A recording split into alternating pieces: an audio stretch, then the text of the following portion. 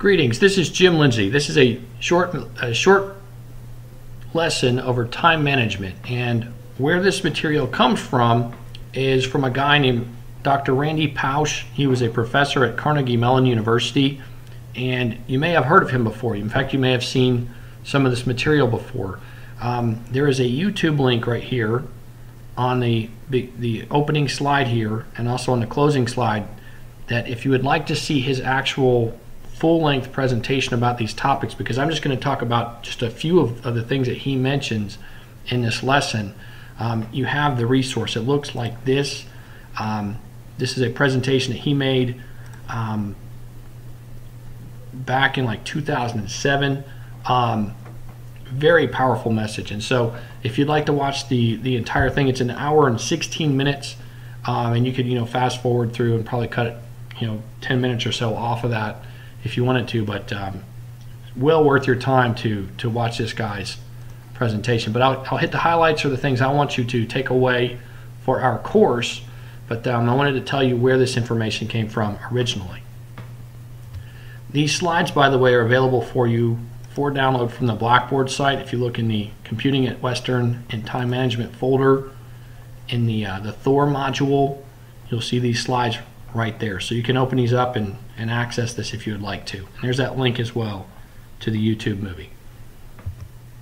Okay, so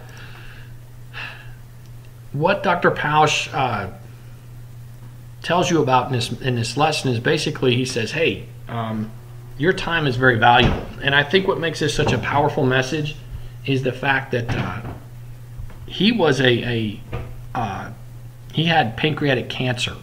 And the point when he gave this talk to a group of people, he had already exceeded a period of time that doctors had given him to live. And so he was a really well-liked teacher. He was a very charismatic and good speaker. And so people sought him out for presentations all the time. And so he'd made the appointment to make this talk well before he even found out he was sick. And then so he gets sick. He goes to the doctor and they say, man, you're in bad shape. You've got like 3 to 6 months to live.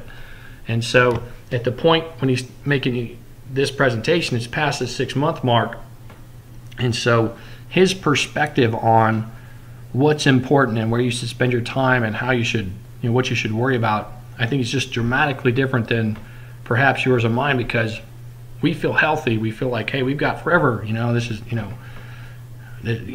there's no big deal. But for him, he's already supposed to be dead. So just a very interesting perspective. And I think as a result of that, I think it's especially poignant to things he talks about. The point he makes right out of the gate is basically this, that your time is valuable.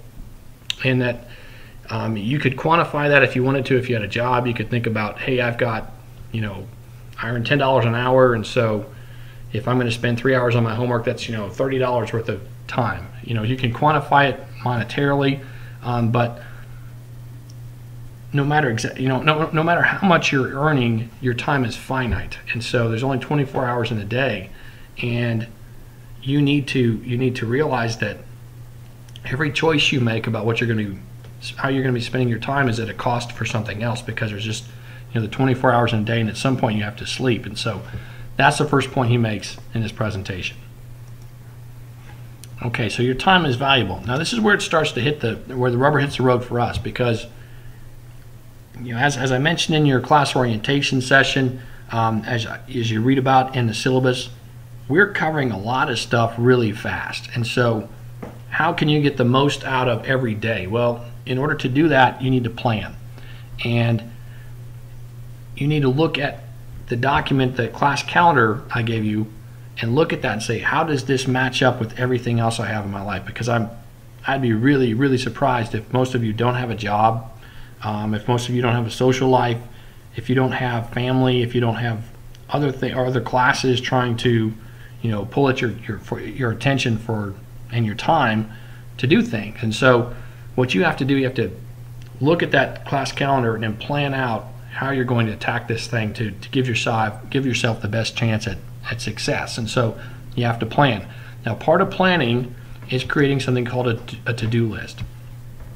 And the to-do list is just basically a breakdown of day by day by day by day exactly what you would like to achieve. And you should have a to-do list for every single day. That sounds horrible. It's like, oh man, I don't want to live my life off of a to-do list, but it really does help. And so, that's what makes vacation so awesome, is that you go on vacation, like there is no to-do list. I can do whatever I want to. I can just chill out. I can take a nap. I can, go to the beach, whatever. But when you're working, you got to have these to-do lists, because the to-do lists help you basically stay on task. And so you've planned out, you've looked at your class calendar, you know that you have a test on 2 days from now, and you have a paper coming up, and you have your job, and you have your friend's wedding you're going to go to, and all these things already in your calendar. And so these things are coming up, and then you can make this list of exactly what to do each day in order to stay on task. Now, part of that to-do list is you're going to have to prioritize things. And so that's when he gets into a discussion of Stephen Covey's 4-quadrant to-do list. And this is really fun when we're in a classroom setting, because we can start to have some debate and discussion about, how would you rank things? How would you prioritize things? Tasks can basically be looked at as either due soon or not due soon, and tasks can be designated as either important or not important.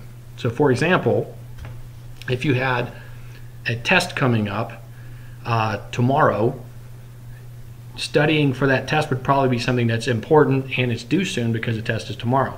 In contrast to that, if it was your dog's birthday a week from now and you wanted to get your dog a birthday present, well, it's a week from now and your dog doesn't care if he gets a birthday present or not. So that could be something that's not important and not due soon. It's 2 examples of tasks. How would you rank those? Well, as far as prioritizing goes, stuff that is important and due soon is typically what you first want to focus your attention on. Stuff that is not important and not due soon, that's stuff that you can put to the bottom of your priority list. Now, that doesn't mean that you don't do it. It just means that you give it the least amount of priority. And what that could mean is you don't give it as much time, or you do other stuff first, or if it's something that's not important and it's not due soon, you may do it during a specific time of day when you're kind of brain dead. Like if it's just folding your laundry. Well, you don't have to be really mentally sharp to be doing your laundry, folding your laundry, right? So you do your creative and hard stuff during the parts of the day when you're really sharp, and take those kind of mundane things and then do those during the points in your day when you're kind of tired or fatigued or whatever. So where the discussion comes in during class is for this next point. What is the next most important quadrant here? Where do we prioritize next? With stuff that's important and not due soon, or stuff that's not important but it's due soon? And people have differing opinions on this. What Stephen Covey would recommend to you is basically that if something is important, then it should take priority over something that's not important, even if the important thing is not due soon and the not important thing is due soon. And so if you disagree with him, that's fine. But it's just a way to think about it. And the reason that I think he recommends this is basically if you're using this prioritization method and you're constantly working on stuff that's important and due soon with your to-do list, and you're being very faithful to this, eventually the stuff that's important and due soon is going to be really whittled down to not many things. So the only important things you're going to have on your to-do list are the things that are not, that are important. The only things that will be on your to-do list are the things that are important and not due soon. So you're ending up with something like 3 boxes as opposed to 4. But that's prioritization of the things on your to-do list as a result of your planning. That's really what Dr. Pausch gets into in this presentation. I think it's really great stuff, and I think you can take that and use our class calendar to do that for yourself for this class. The last big point I'm going to make is basically this: you should schedule yourself, and I've made an allusion to this already. There are certain times of your day when you're going to be the most mentally sharp, and so let's say you're a morning person, and if that's the case, then do all this classwork stuff in the morning when if you can, because you're going to be most mentally sharp. Get in there and really learn this stuff, read it, and understand it very quickly. But if you're like not a morning person, and you do a lot better in the afternoon or the evening, well, do this work then, because that's when you're going to be, hitting on all cylinders and doing things best. And so figure that out for yourself, and that's the beauty of an online class. In a face-to-face class, you have to go, when the class period is, and you're locked into that, and that may be in conflict with your sharpest time of the day. Not the case with an online class, because you get to pick when you work on it. So figure out when you're the sharpest, and then do this class work at that point. And just to put that into words for you, basically you can read that right there. But those are the main points I wanted to make from this lesson. Now, there's a lot more that he talks about, and if you watch this lesson in its totality, if you don't cry, then I don't see how you're human. He makes a point at the end where it's like, oh my gosh, because like I told you again, he's terminally ill, and he died not too long after making his presentation. But he makes a point towards the very end. It's like, oh my goodness, kind of breaks your heart, but at the same time, it's like, wow, that's awesome, man. So if you get a chance to watch this thing in its entirety, there's a link to it. Again, it's Dr. Randy Pausch that I pulled this information from. Thank you for watching this. I hope that this information we've talked about is going to help you do better in this course. And